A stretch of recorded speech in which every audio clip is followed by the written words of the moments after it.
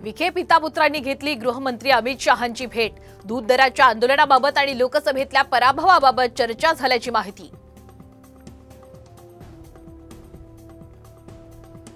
पतसंस्था बुडल्यास ठेवीदारांना 1 लाखांपर्यंत मदत, राज्य सरकारचा महत्त्वाचा निर्णय।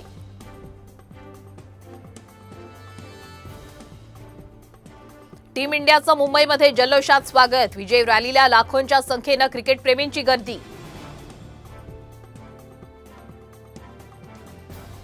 पंतप्रधान नरेंद्र मोदी जुलै महिन्यात मुंबई दौऱ्यावर, लोकसभा निकालानंतर पहिलाच मुंबई दौरा, महायुती फिंकणार विधानसभा निवडणुकीचा रणशिंगा। पाणी टंचाई असलेल्या भागात टँकरनं पाणी पुरवठा करणार, उपमुख्यमंत्री अजित पवार यांची विधानसभेत घोषणा। कुणीही पाण्यापासून वंचित राहू नये यासाठी उपाययोजना।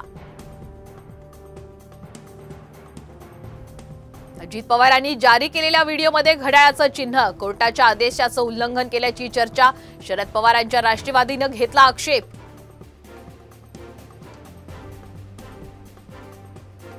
वाढवण बंदर प्रकल्पाच्या विरोधातील संघटना आक्रमक, 24 जुलैपासून सलग 3 दिवस लाक्षणिक उपोषणाचा पवित्रा।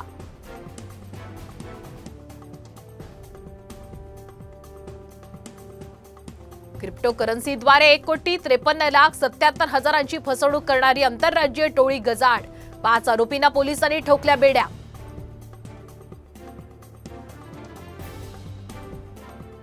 नंदुरबारहून मुंबईकडे जाणाऱ्या प्रवाशांसाठी खुशखबर, आजपासून दर शुक्रवारी नंदुरबार ते दादर विशेष रेल्वे धावणार।